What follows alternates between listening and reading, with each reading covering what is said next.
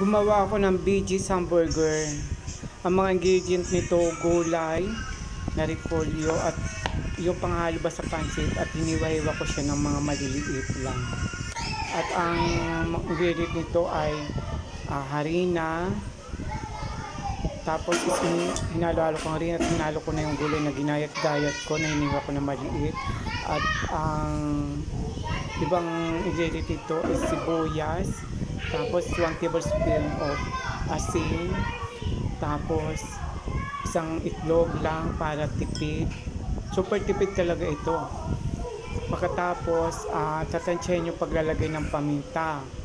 Tapos, 2 pirasong ang bawang. Tapos, nilagyan ko ito ng baking soda, tsaka 1 kutsarang toyo at konting tubig. Tapos haluin mo siya hanggang maging ganito na siya. Pag ganito na siya, pwede mo na siya ilagay sa hulmahan ng hamburger. Yan, makikita sa video nito na ang porting hamburger na. Yan, pagkatapos maghahanda na ako ng kawali dito. 3 ang nagawa ko at isasali ko na to, itutuin ko na ito. Nilagay ako ng kawali na mayroon konting mantika. Ito pinilito ko na. Hamburger na siya.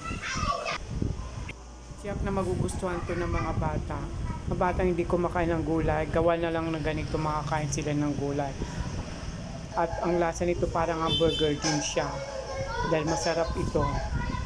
Tiyak na magugustuhan ng mga batang ayaw kumain ng gulay. Gawa nyo ng ganito, BG's hamburger. Tiyak na ulit-ulitin nila to. Dahil sobrang sarap nito. Hamburger, BG's hamburger. Lagyan nyo lang ng mayonnaise tsaka mustard. Lasang hamburger na talaga siya. Masarap ito. Ito ang ginagawa ko. At pwede rin itong pang negosyo at pwede rin itong panghanda sa mga bisita pag may bisita kayo. Dahil ito ay isang gulay na pwedeng gawing hamburger. At lasang hamburger talaga to, lasang pork or beef ang lasa nito. Dahil masarap ito.